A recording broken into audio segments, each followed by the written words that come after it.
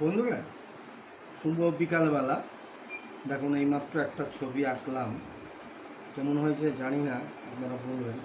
এটা সমুদ্রের উপকূলের একটা সিন, কীরকম হয়েছে বলবেন। আমি তো অ্যাকচুয়ালি এখন আবার খেলার মাঠে যাব, এখানে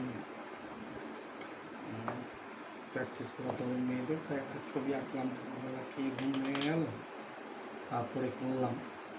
তো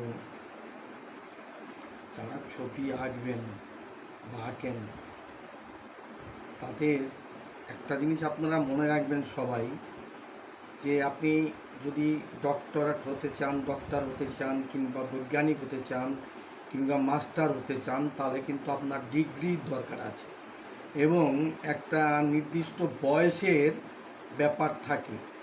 এই আর্টটা, এত ছবি আঁকাটা এত সুন্দর একটা, মানে কী বলবো, যেখানে আপনার বয়স লাগে না, ছোট বড়োর ব্যাপারটা থাকে না। আপনি যে কোনো সময়ে, আপনি ছোট সময়ে ছবি এঁকেছেন, এখন হয়তো কয়েক বছরের ভিতরে আর ধরেননি, কিন্তু হয়তো শেষ বয়সে এসে আপনার এটাকেই ধরে থাকবেন, দেখবেন দারুণ মজা, এবং আপনি সেই ছোট সময়ে সেই আনন্দটা পাবেন।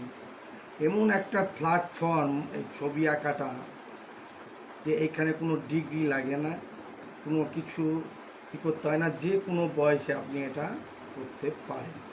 সেটা 50-60 বছরের ঘরের মহিলা বা আপনার বাড়ির লোক, তিনিও ছবি আঁকতে পারবেন। যেমন এই ছবি আঁকা, রঙের সঙ্গে খেলা ভীষণ একটা আনন্দের ব্যাপার এবং সুন্দর একটা প্ল্যাটফর্ম, যা আপনার জীবনে দারুণ আনন্দ এনে দেবে। তো আমি ছোটো সময় ছবি আঁকতাম, সেটাকে এখন ধরেছি। এখন এরকম অবস্থা হয়ে গেছে যে ছবি না আঁকলে মনে হয় না যে আমার ভালো বা কোনো কিছু আমি করেছি।